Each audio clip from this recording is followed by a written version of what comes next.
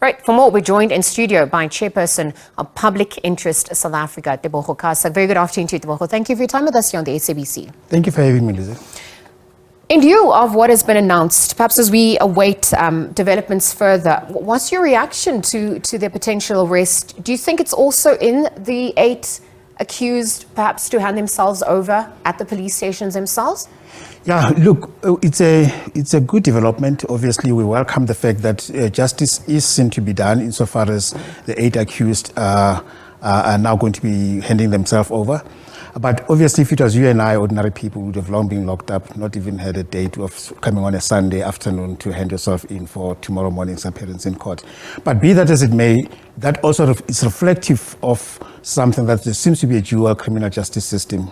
One treating those who are rich and poor, because if you're poor, those poor guys and whoever else was in that car, that Golf, would have long been locked up if they've done anything wrong. They wouldn't have had even the chance of being asked to present themselves. But let's leave that alone.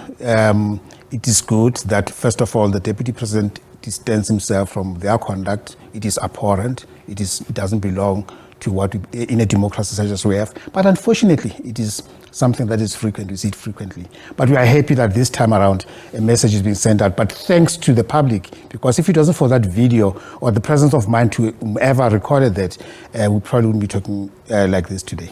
No, absolutely. But some are still questioning whether justice will prevail.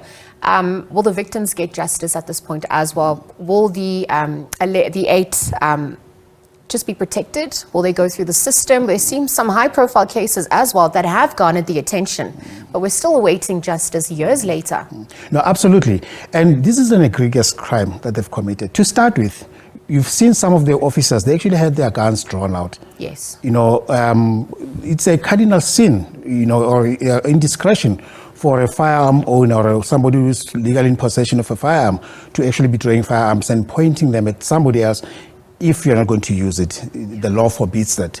Now, are they going to also be facing attempted murder or whatever it is? Because this is if it is an assault, using a firearm or pointing a firearm, it's quite a very serious offense. And I wonder if the charge sheet will reflect that, or it'll just be, you know, this and that, and maybe slap on their wrists. But be that as it may, we still believe that the full might of the law must be put in play. These thugs, which I'm calling them thugs, they have got no place in this society. They must not only be made to pay the price, but make sure that they actually don't even get anywhere near VIP protection.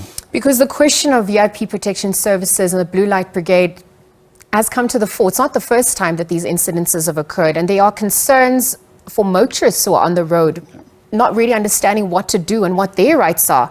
Perhaps also calls for an oversight of the VIP protection services. Do you think this in itself is going to be enough of a deterrent to address that issue, the core issue? No, unfortunately, no way is it going to be addressed. Because as you know very well, that even the budget of the VIP, there's been calls about slashing that budget because it's even higher than what the budget of the Hawks, who we know that do the kind of work that we want them to do more of, but they are under-resourced.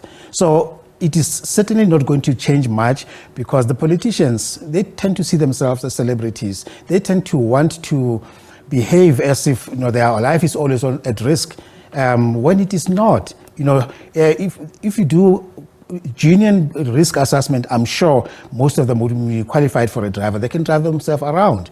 So, and it's only in certain instances where you can allow, you know, look at Cape Town, Western Cape, for example. You know, only the president and the deputy president are allowed to have this type of thing. But motorists are harassed, especially in Gauteng. And we have a crime-ridden society where you don't even know if the person flashing blue lights is actually air police or police, you know, as the case might be. And yet you are being pushed out of the road. You're not sure whether you are being hijacked or you are really genuinely have to make way for a VIP. And in fact, in this instance, there was no VIP that they were actually escorting, as it turns out, or as it is reported. You're speaking about the dynamics in other parts of the country versus perhaps what transpires in the economic hub. Given some of the predecessors in terms of leadership and their conduct, we can see the current dispensation, the leader, advocating for a new dawn, perhaps leadership, ethical leadership, morality, integrity. And so I wonder at this point, what are some of the qualities that they should encompass as leaders going forward, perhaps also as security personnel, if you're going to, look at that as a core issue, and really what lessons could be learned from some of those predecessors we can implement that did work back then. Yeah. You see, in democratic South Africa, it is just my assessment that no less a leader like Mandela faced the serious risk of being harmed. But you saw how he conducted himself, or at least how his VIP protection detail conducted themselves. They were not this kind of skit and donner type of Schumachers who with guns on the road who were forcing motorists out. They were respectable grays and make sure that you protect the subject. And you don't have to be doing 200 kilometers an hour to make sure you're protecting your asset. I've personally seen President Obama, US President Obama, when he came here, his motorcade driving from Pretoria towards FNB. There was grace. There was no need to be rushing.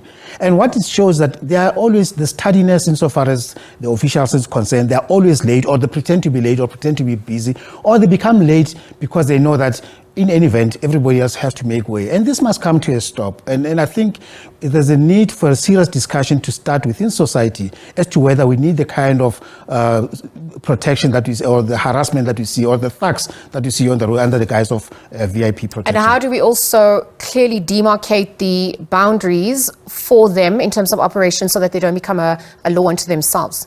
Yeah, first of all, when you're not at work and you conduct yourself as they did, which there was no deputy president that they had in following.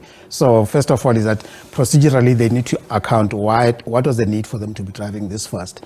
And if they were driving to go and fetch him or to go, was it an emergency? If there was an emergency, why didn't they proceed to go to that emergency? Because they had the time to stop and kick and punch and threaten somebody else or other people. So there need to be procedures, they need to be enforced. But the SABC and the IPID, in fact, the NPA in this instance, they need to make sure that they make an example of this this quartet 8, whatever it is, octet, this 8, to make sure that it sends a message to others. This shall not be allowed, so that even the VIP protectors themselves, they can be able to tell their subject, which is the or the assets, which the politicians in most instances.